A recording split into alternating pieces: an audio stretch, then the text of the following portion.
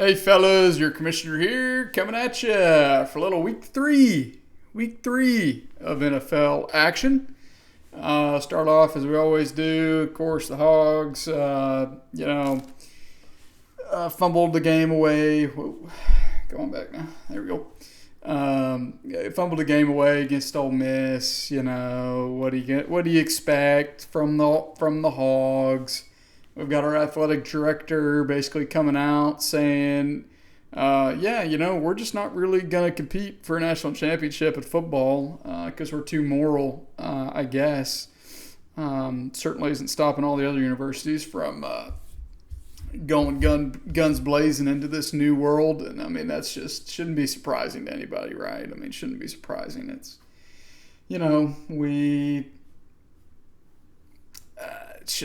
it's just the life of a Razorback, right? You know what I mean? Just the life of a Razorback, life of mediocrity at best. You know what I mean? At best. So it is what it is. I mean, I will say it is encouraging. It's fun to be in the mix in these games. At the very least, it's better than getting 60 hung on us at home, certainly. But the defense has left a lot to be desired this season.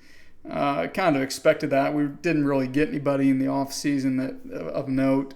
The good guys that we have, which are basically just, turns out I think it's just that they weren't very good and, nobody else wanted to pay for them. You know what I mean? Campbell, Xavier Sorey,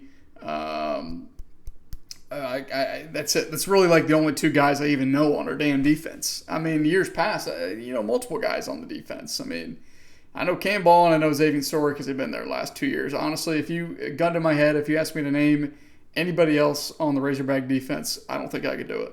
And you know what? I don't think I'm missing out on anything by not knowing their names. So it is what it is. That's baseball, right? Basketball's right around the corner already, right? So. Without further ado, let's go ahead here. Get into this is a wild week of scoring. Recap of last week's games. Wild week of scoring. We got the fab bets are flowing. Money's flowing. Keep that money moving, circulating. You know what I mean? That's led itself to some crazy, seriously, crazy fab wagers over the last couple of weeks and certainly this week, but we'll get to that when we get to it. I certainly don't want to get ahead of myself, as I like to give you guys a little tease, right? Just a little, gotta keep you on the hook, right? It's what a good host or whatever you want to call me, commissioner, entertainer, character, handsome, you take your pick. Any and all of the above, shithead. As well, certainly, of course, what do you it's the yin and the yang, right? You know what I mean? So, anyway, we'll go ahead here, start off with our game of the week. Certainly didn't live up to the billing, as game of the week is one to do, our fruit leather game of the week, between myself, keeping the faith, and your assistant to the commissioner, major comeback season. Unders hit easily. I told you guys, nobody listened to me. I didn't even listen to me. I just still a little bit of a morality thing, right? Arkansas fan. It's just we're good, moral, good, southern moral, good, kind-hearted people who just want to follow the rules. You know what I mean? That's all we're trying to do is just follow the rules and play the games the right way, right? That's what we were born and raised to do, right? Now, we might not treat everybody else very kindly or very fairly if they don't, they aren't like us. But, we want to keep that moral high ground whenever it best suits us, right? It is what it is. 102 points, undershot my projection by 50 points, over 50 points. It's just, I was really worried that this was the true face of my team, and not to be, before I get too hard on myself, not to sell Nick short. Nick certainly had a very solid week, 133 points, great bounce back from him, almost a 50-point bounce back from him. Still didn't get anywhere close to his projection, but 133 is certainly kind to him, and I'll get more on him in a second as soon as I get done with my dog shit excuse of a team. I was very worried. Last week, week one, I got a lot of touchdowns. The production, the yardage, the catches, just wasn't really there. Is a little bit of a red flag for me. Then I was like, I would love, don't get me wrong, guys, I would love if all my guys scored touchdowns. They scored a touchdown every single week, certainly. I mean, who wouldn't want that? You know what I mean? I know that. I've been playing this game too long. You guys been playing this game too long. I knew that wasn't a reality that was going to happen. So I just got to hope that the yardage and the catches and all that, balances out, right? Wrong. Nope, it didn't. Sure enough, the fucking quarterback carousel that I put myself on almost every year, and I get sick, I get motion sickness, puke on myself, and yet I think every year I go back to the fair that maybe this year will be different.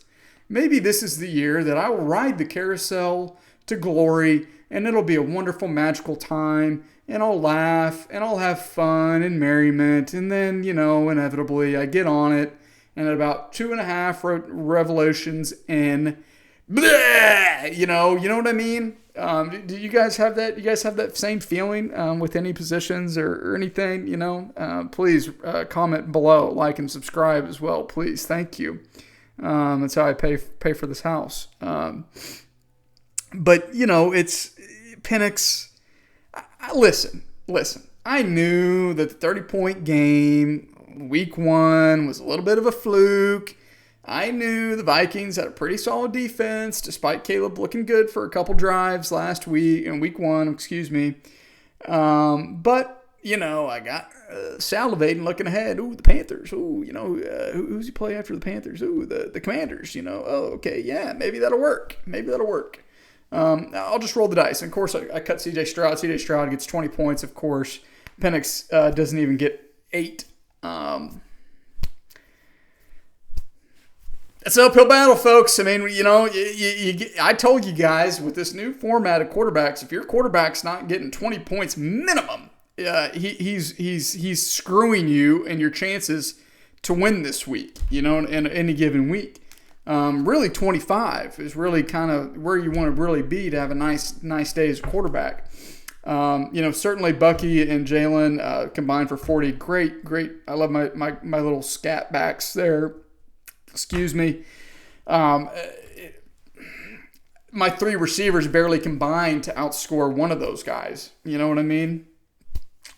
Justin Jefferson limped his way to 12 points. Marvin Harrison, just the most uncreative, uninventive offense possibly in the league, with one of the league's least accurate quarterbacks and shortest quarterbacks.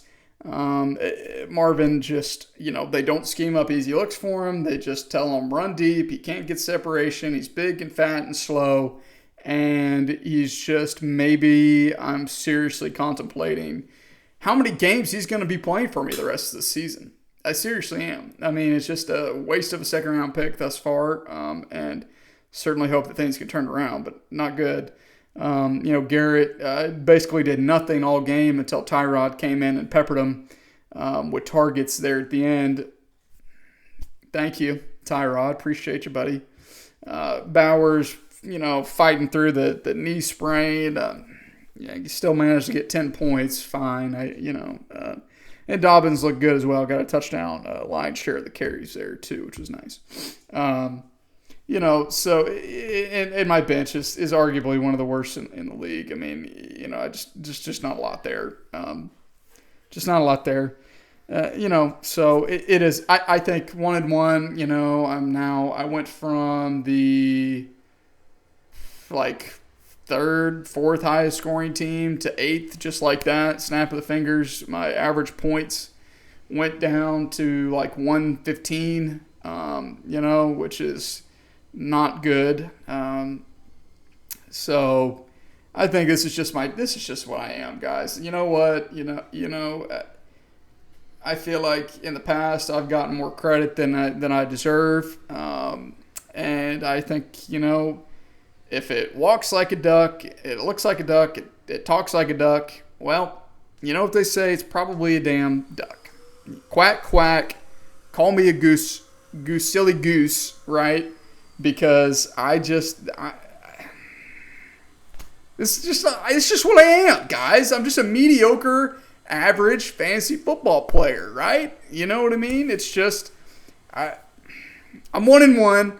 I'll probably be 500 for the rest of the year, just because I'm just, I don't know. So maybe I can make some moves and see if I can maybe get something going. I don't know. So, and for Nick, JT, I don't know why it is that, it's always the ones that are closest to you that hurt you the most, isn't it? JT, he didn't need to do that to me. And granted, listen, I barely broke 100 points. It was a miracle for me to break 100 points. I didn't deserve to win, not one bit. But to see JT drop 32 over 200 combined yards, rushing and receiving, a touchdown, it just didn't feel good. And, I'm sure he's wanting to prove me, hey, listen, guy, you traded me away for the best running back in the league last year. Well, guess what? I'm pretty darn good running back too. And, it's just, in Devontae, I've had him in some leagues. I traded him in Superflex, I think, over the offseason as well, just trying to salvage whatever value I could from him. And, he was great, 24 points. Pickens got a touchdown. He got 20 points. It's just, yeah. And Nick's had a great game. 28 points. So, yeah, Nick's 1-1. I certainly think that the fact that all these players went off for Nick and he still only scored 133 points just doesn't make a lot of sense to me. I think his team, that's kind of the ceiling for his team. I still think Nick's going to struggle. I think Nick's right there still in that mid or bad tier. Maybe could shift up to the Jeff Fisher tier if he's on his best behavior.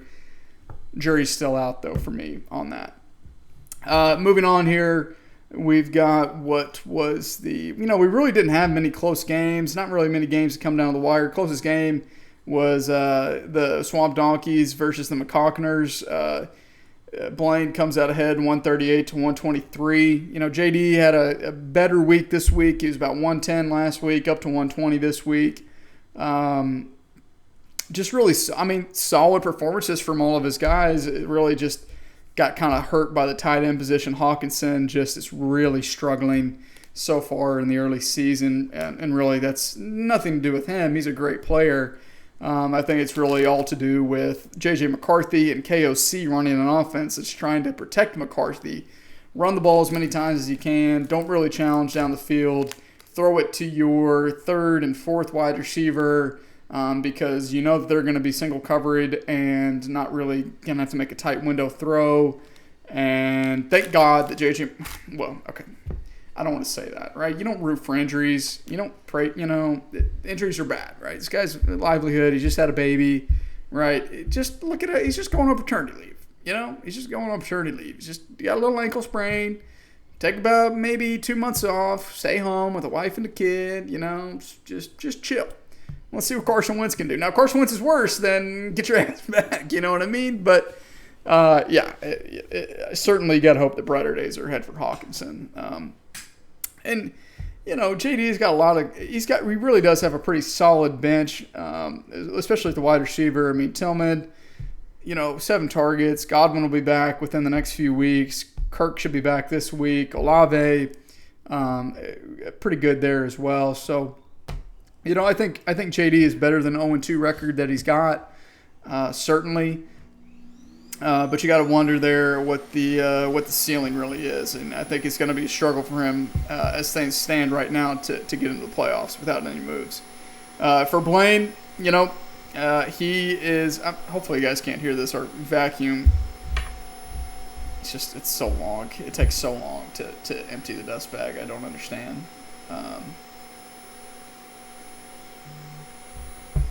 There we go. Thanks. And Savoy is questioning gambling.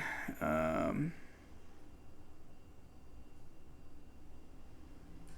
don't remember if it was 20. I don't know. Take that up with the chief of police. Duncan, whatever Duncan says on the Fab Awards, that's the final. That's the way it's going to stand. So I wash my hands of that. Delegation, as I'm learning, things you don't, well, things you don't like to do at work, delegate, right? That happens to me. People, they don't want to, say, hey, delegate, right? And delegate. It's a chain. It's a cycle. It's a vicious cycle that we live in, right? As a work society. Anyway, sorry, I digress. Blaine to put up 138. Henry had less than 2 points. Jaden Reed got knocked out early in the game, got a gooser, and he's still able to put up almost 140 points. Clearly, I was completely off base, hand up, fully admit it. Literally, you just started running and you're already going back out. Go back home, robot. Go home. Go home. Can't even clean the whole house on one charge. And it takes it like 2 hours to recharge, 3 hours to recharge before it comes back out. I try to run during the day. I don't want to have to deal with that while I'm at home. I want to enjoy my peace, right? I guess I could stop being a lazy shit and just vacuum myself the old-fashioned way, but not gonna do that, right? Drake Mays looked great. 34 points from him. Kenny Walker bounced back game, 22. Nakua is just the number one wide receiver in football. It's just not even really close at all. Ladd, no scamp, he's okay. Emeka's banged up. Ladd's a little banged up. Jaden Reed obviously out, cut. Xavier Worthy, Darnell Mooney. And certainly with Puka's injury history, I mean, Blaine is on a razor's edge. Okay, when all these guys are very talented guys that he's got now. Don't get me wrong, very talented guys. But I don't think I've ever seen more injury prone wide receiver room than this one right here for the Swamp Donkeys. And you gotta just wonder, that's already happened twice. 2 weeks in, 2 injuries, right? Xavier Worthy, week 1. He's going to wear some sort of, contraption to keep his shoulder in place. Jaden Reed, broken clavicle, broken foot. McConkey he's a small little scamp guy. He's always going to get a little dinged up. Certainly would be stunned if he plays all 16 this year. And Puka, of course, has dealt with his fair share of injuries as well. So, but that being said, and Drake, I just don't understand the Drake May. I really don't think he's very good, but gosh, he's just really got a lot of, he gets a lot of points. I don't get it. So, anyway, Blaine's 2-0, number 1 team in the league, highest scoring team in the league. And you know what? If he wins it again, let's just not go there yet. Let's just not go there. Yeah. Moving on, we got Savoy 2025 horse ass left his team for dead after Thursday night whenever Jaden Daniels got dinged up and had to, made it through the game, I think, right? But was a little dinged up. I'm now obviously out for a week or two potentially versus Flo's Fury. Savoy drops 149 to 122. I mean, a respectable showing from Wilson. Certainly 122 points is going to put you in the mix to get a win most weeks. But, Brees, really for Savoy, he was really carried by Rome Odunze's breakout and Amon-Ra St. Brown. Those two guys combined for 75 points. Tyler Warren, another 14 points. This year's Brock Bowers, just a little check down monster. Probably is going to be averaging 15 points a game. Running back room, lots to be desired there, right? Brees and Travion certainly did not perform very well this week. JJ off the roster, cut. Dowdle cut. Bum. Got paid and quit. T. Higgins didn't play T. Higgins this week. Started Matthew Golden over him instead. A big brain move there, I guess. Matthew got 1.5 points. T got 15. Anyway, I don't know. Savoy's team is okay. I think this week is definitely the highest scoring week he's going to have all season. I think it's a little fluky in my mind, personally. Moving over to Wilson, but he is now 1-1. Wilson also 1-1. Carried by his stable, right? I mean, Lamar, 35 points. Barkley, 18. Zay Flowers has been great so far this year, 16 points. With the double tight end action, hey, how about that? Sam Laporte and Kyle Pitts. Didn't really work out for them this week. They barely combined for 15 points. You got Aaron Jones now on IR. All of his bench wide receivers did great. I mean, they're all shit guys. Wouldn't never, ever feel good about starting them. But A.O. Maynard, 17 points. Kupp had 18 points. Thornton had 14 points. Wilson's really got a pretty nice stable of wide receiver depth. But he's only got 2 running backs, Saquon Barkley and Nick Chubb. Because Aaron Jones is out for 4 weeks. Kim Gainwell is just really just shouldn't be getting touches at all. I mean, I really kind of put him in the same vein as Cordero Patterson in previous Arthur Smith offenses. The guy is just not really that great, but for some reason still gets 10 to 15 opportunities a game, So I don't really understand that. I think Wilson certainly has his work cut out for him. Mike Evans has been somewhat mid. 12.1 exactly each of the last 2 weeks for Mike. A little concerning there. It's maybe Father Time finally caught up to old Mike Evans. We'll see. So next we got Leadville. Oh, no, sorry. Just kidding. Dirty Birds of War versus Died on Burrow Time. Hawk, obviously really going through it. Really going through it with the injury bug. 116 points. Plunk drops 143.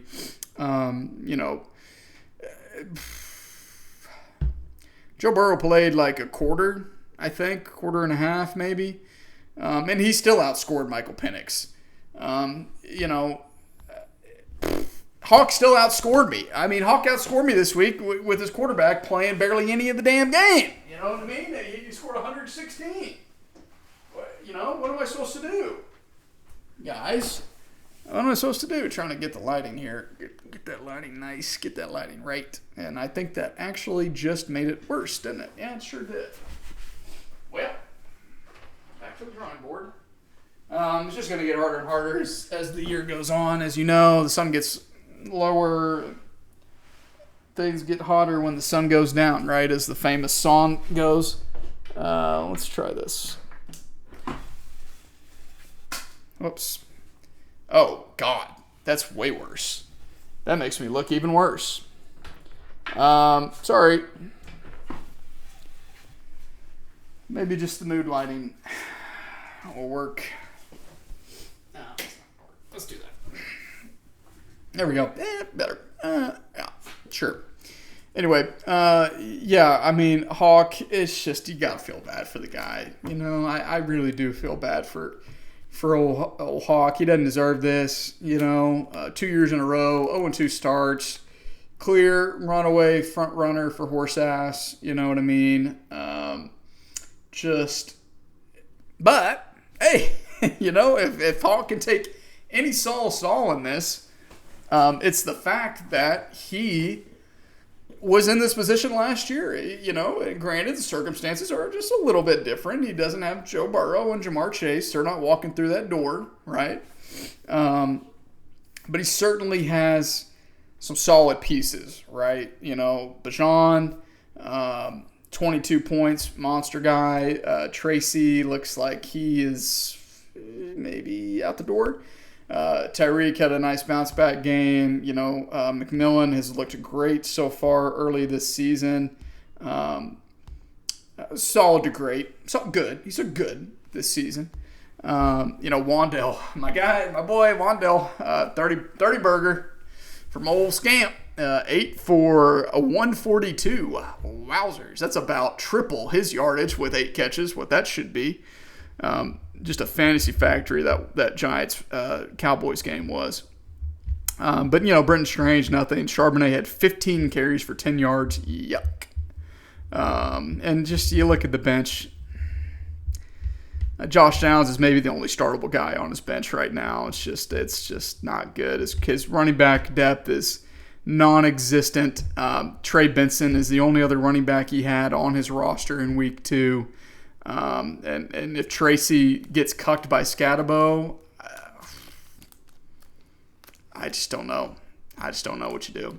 I don't know what you do, Hawk. I wish I could help you, brother, but I think it's going to be a long season.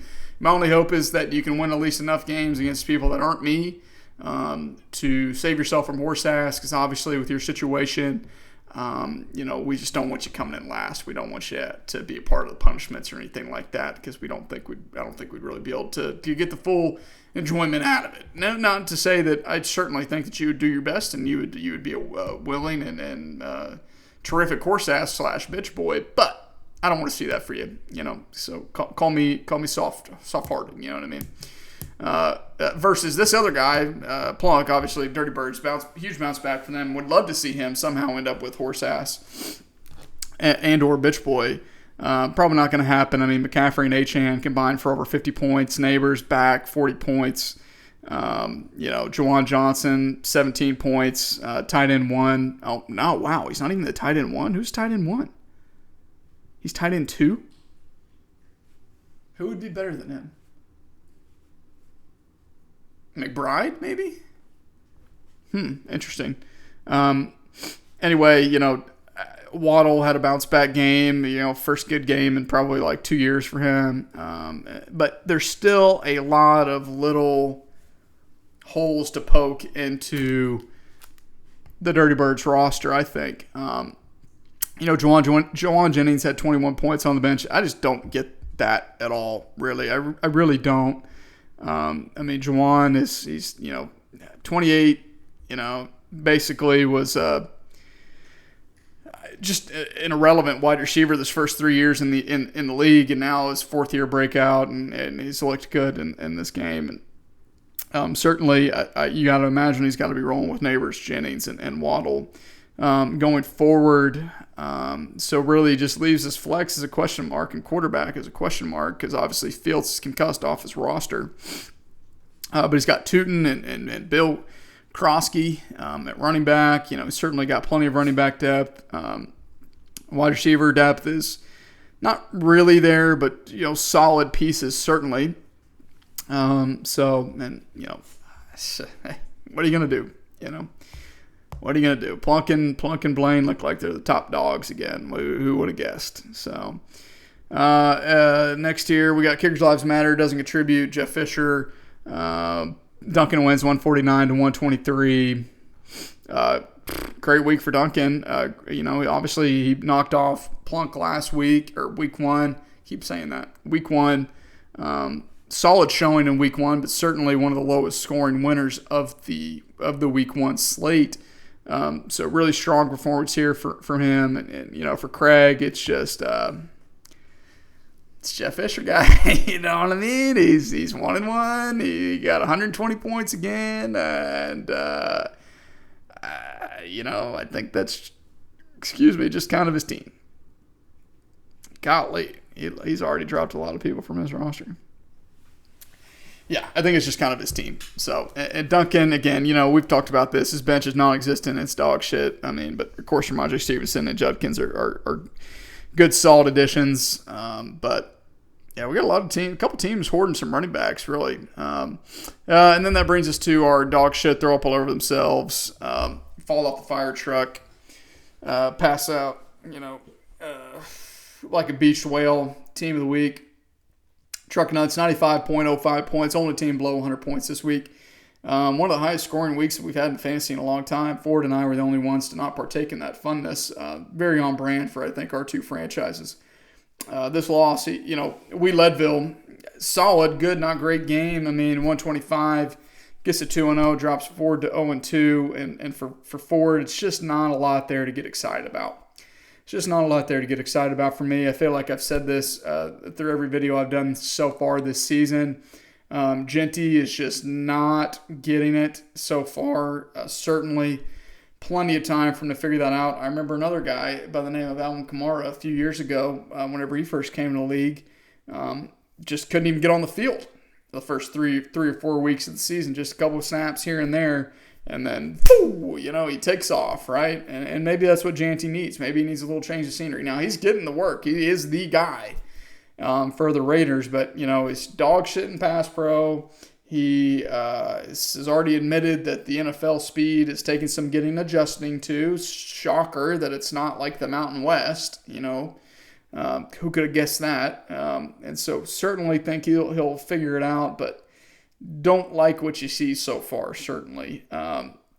DJ Moore is just a wide receiver 3 at this stage of his career. He's averaged 10 points the last 2 games. Sutton is disappear Houdini act. Pearsall just mid. McBride is not the number 1 wide tight end on the season. I don't know who could it be. Oh, whatever. I don't care that much to look it up. McBride's good. I mean, Hollywood came back down to reality. It's probably only a matter of time till Scatabo finds his way into Ford's starting lineup. You gotta wonder. Jordan Mason as well. I mean, Jordan Mason's certainly going to be the running back for the next month. Should be good. I mean, no wide receiver depth at all for Ford. I mean, Higgins and Booty. Certainly very kind of surprised to see him not play Booty, and he was right to do it. 1 catch for 1 touchdown. Otherwise, he was looking at a 1.6 point game. And for Rip, Josh Allen kind of came back down to reality. Only 16 points. They just really didn't need him at all to beat the Jets handily.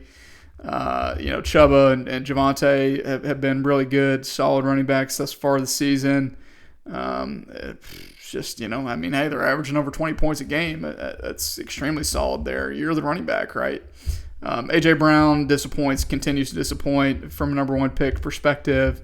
Debo looked like he maybe is the guy for Washington, and DK, caught a post-up touchdown. Just, I think he's going to struggle a lot of weeks with a volume perspective, and you really just he's a touchdown-dependent wide receiver too, pretty much. And Kincaid, he threw him in because Loveland stinks, and likely's hurt. And then Montgomery's just Montgomery, solid 15 points. So, anyway, I don't think Rip's really a 2-0 team personally, but much better than start than he's had in years past. But certainly probably going to be a playoff team, but I wouldn't be scared of him. Just my opinion. And Ford stinks. So, yeah. So it'll be him and Hawk. I'd love to see Ford do it again. I really, he's fun. He plays along well and is willing to do most things. So I'd like to see that. All right, so waivers. Whoa, wowzers, waivers. 12 new claims. I guess before we get into waivers, talk about first trade of the season. In the season, first trade, your commish breaks a seal yet again, as I love to do. JD approached me this morning. I said, "Hey, you have any interest in Herbert?"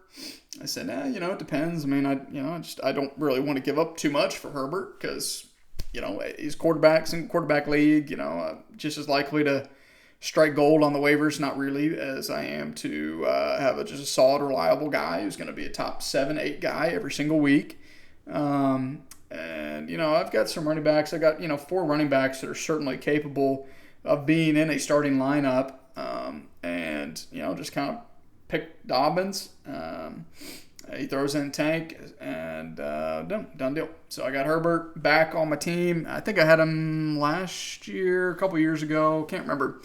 And certainly like what I see so far, and that means that this week they are going to go back into a run-heavy shell, and Herbert will score anywhere between 12 and 15 points.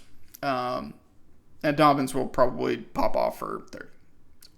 Anyway, I think it's a good move. It makes sense. JD's running back depth was very, very thin. And obviously you don't need 2 quarterbacks on your team.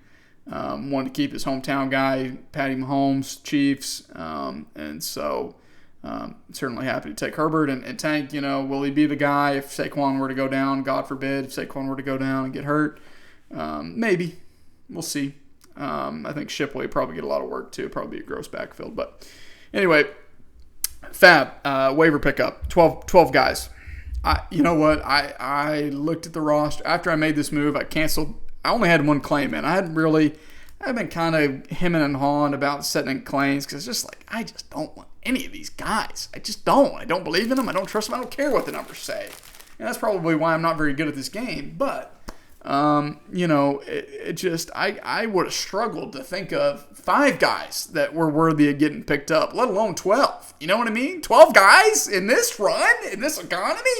I guess this economy is the reason why, because we have, we got people abusing the fab bets on a weekly basis, hand up being one of them.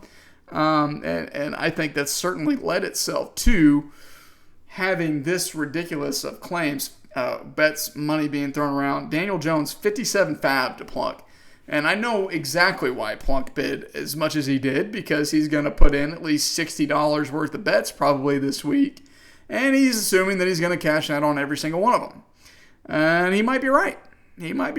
Certainly. So, Savoy was in for 41, Hawk in for 35, Will's in for 17.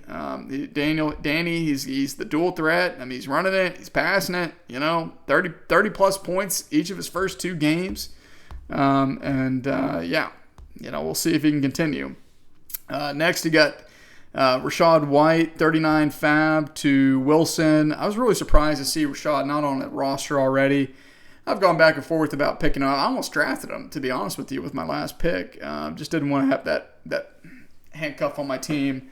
He got he got 16 points. A little bit more even split. I mean, he got the touchdown at the end. 39 fab to him. 6 guys in. Savoy 32, Blaine 13, Craig 9, Hawk 5, Plunk was in for 1. Devontae Wicks went to Craig for 23.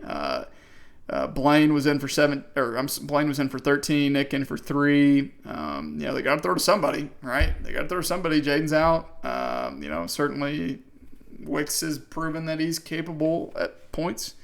Savoy gets his quarterback and Mac Jones, 21 fab. Plunk was in for 5. Again, that was a contingency. Probably would have crashed anyway with him getting Jones. Daniel Jones, that being Daniel Jones, Indiana Jones.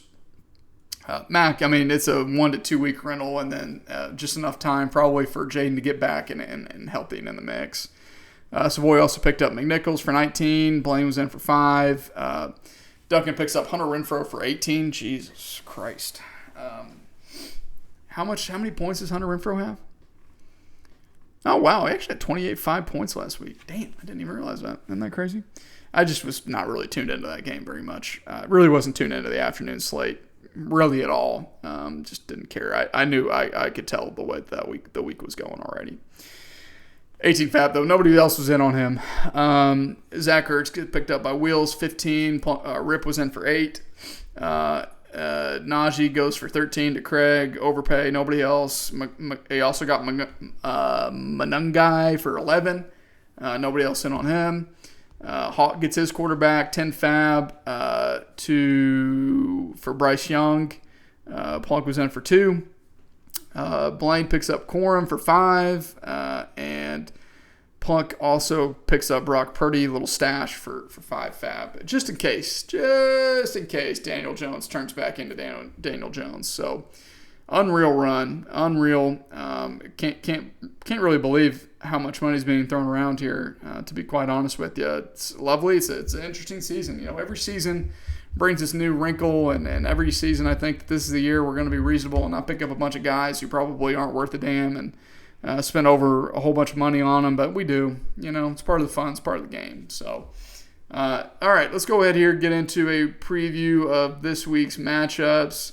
I think I determined what the game of the week was going to be previously. Yes, I did. Okay. So we'll start off here, keeping the faith versus the Swamp Donkeys. I'm currently projected 167 for some unknown reason to me. Blaine is projected 156. A lot of question marks for Blaine's team. Ladd did not practice today. Becca did not practice today. Worthy did practice today, but again, it's Wednesday. Wednesdays practice reports are, not practicing on Wednesday is not really a big deal. It's whenever they start getting to Thursday, Friday, that's when you start to worry. So, but most of this game will be decided come Sunday afternoon. Blaine does have, he's got Dak going against the Bears, the worst defense in the league. And he's got Derrick Henry. Monday night, that'll be fun. No lead is safe when Derrick Henry's on the prowl. And Blaine's going to win this one. Fuck it. 3-0. Next, we got Truck Nuts versus 2025 Horse Ass. Ford's projected to win 149 to 139. Ford is averaging less than 110 points. Again, you score less than 100 points, I'm not picking you the next week. We'll go Savoy in that one. Next, we got them Cockners versus Major Comeback Season. Again, JD 162, just unreal projections. I really just don't understand what Sleeper is doing, who's doing their projections. I guess I just want everybody to feel really good about their team and then feel really bad come Monday whenever they miss their projection by 40 points, because that's probably what's going to happen here. So I think Nick, we're going with JD in that one. Let's have JD get his first win. How about that? Not going to get close to 162, but I like JD to bounce back. I don't think he's 0-3 bad. Certainly not. And Nick's nothing to write home about, personally, in my opinion, as a team. Next, we got Dirty Birds versus Jeff Fisher, 162 to 153. We'll go Plunk in that one. Stay hot. Kickers Lives Matter versus Died on Burrow Time. Unfortunately, I think Hawk's going to fall to 0-3. So we'll go with Duncan in that one, which means that inevitably Duncan's going to score 100 points and Hawk's going to find some way to get to 130 and Hawk's going to win. But we'll go with Duncan in that one. Why not? Throw him a bone. Get to 3-0. How about it? And then that brings us to our game of the week. The Smucker's Uncrustable game of the week. Peanut butter and grape jelly sandwich. Unbeatably soft bread that's baked fresh in the US of A. Hard to find nowadays, you know what I mean? You don't really see many things that are made in the good old US of A anymore. Our workers want too much money. We gonna pay them that? Hell no. It cuts into profits. Who wants that? You know what I mean? You can't have that. If I pay my workers more, that means I get to take home less money. Yeah, I don't know. We're not. Come on now. What are you talking about? It's capitalism, right? 210 calories, a decent amount of added sugars, carbs, total fats, of course. It's cool that it's got the ingredients broken down for the peanut butter. The bread, the peanut butter, and the grape jelly are all broken down separately on your whatever here, your nutritional facts. Not nutritional facts, your ingredients list. Idiot. You're supposed to thaw this 30 to 60 minutes. I took this out of the fridge about 40 minutes ago, right before we started.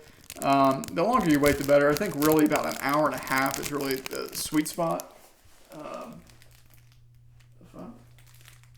Saw somebody in the reflection of the TV. Somebody's out walking their kid. So, anyway, it's still a little frozen. Still, certainly, I'm really pushing the lower limits of eating this, but.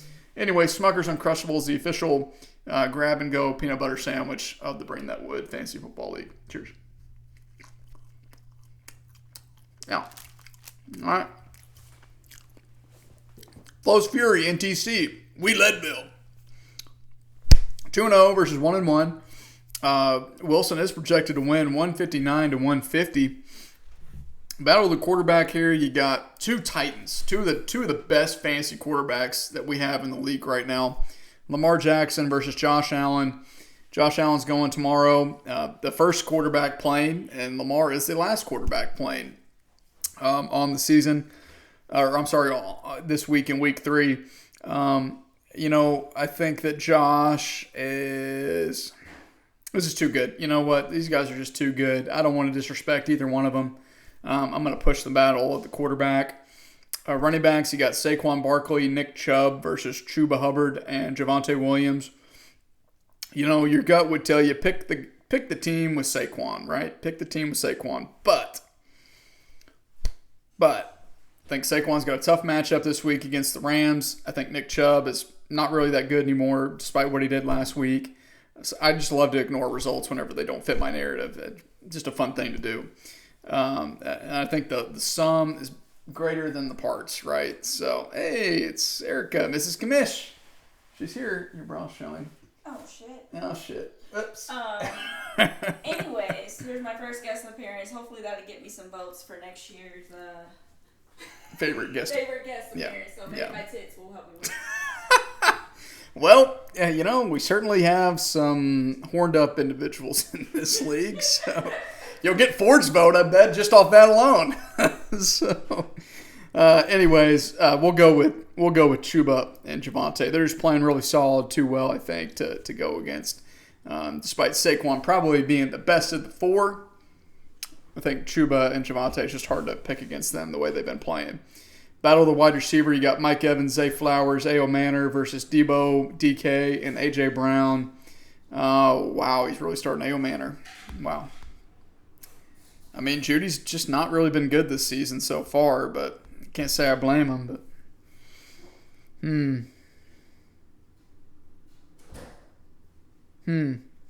we'll give the edge to Wilson just ever so slightly.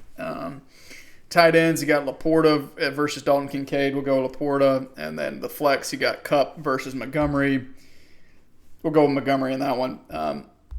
Ultimately, I do like Wee Leadville, despite him not being projected to win. I do like him to come out ahead in this one. I think it's going to be a really good, tight matchup.